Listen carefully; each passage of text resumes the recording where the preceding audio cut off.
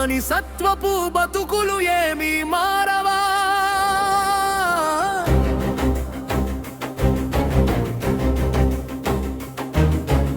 అమరుల త్యాగాలకు విలువే లేదురా.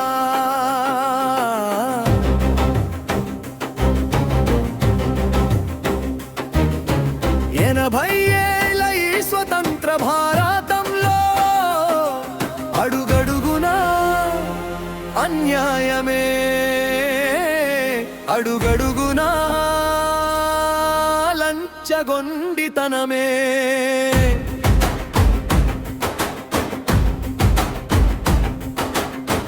తెల్లదొరలను తరివేశామని,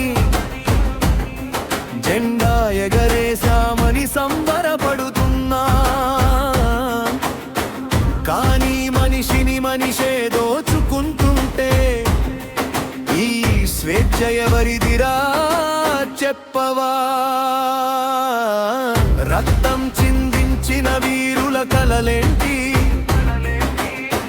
త్యాగం చేసిన తల్లుల ఆశలేంటి?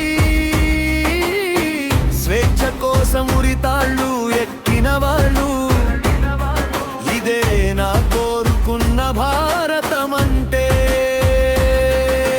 బానిసత్వపు బతుకులు ఏమీ మారవా? అమరుల త్యాగాలకు విలువే లేదురా. 80 ఏళ్ల ఈ స్వతంత్ర భారతంలో అడుగడుగునా అన్యాయమే, అడుగడుగునా లంచగొండితనమే.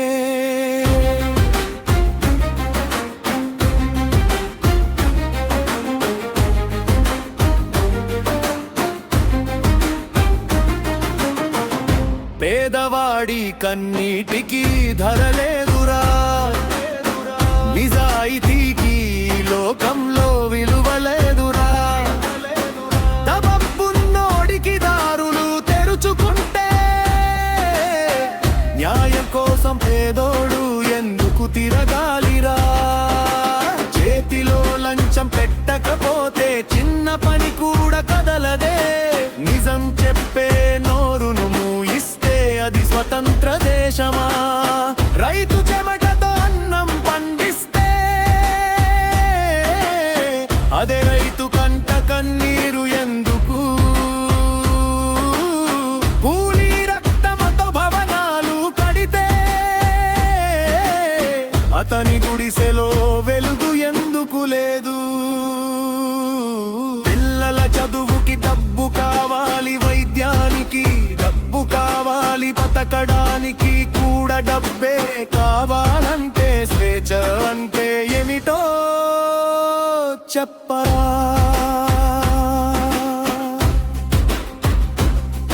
ఓ భగత్ సింగ్, ఓ సుభాష్ చంద్రబోస్, ఓ అల్లూరి సీతారామరాజు, ఓ ఉయ్యాలవాడ నరసింహారెడ్డి, మీరు చిందించిన రక్తం ఈ నేలలో ఇంకా ఎండిపోలేదు. మీరు కలలుగన్న స్వేచ్ఛ మన గుండెల్లో ఇంకా పుట్టలేదు. బానిసత్వపు బతుకులు ఇక మారాలిరా. అమరుల త్యాగాలకు విలువ రావాలిరా. 80 ఏళ్ల స్వతంత్ర భారతం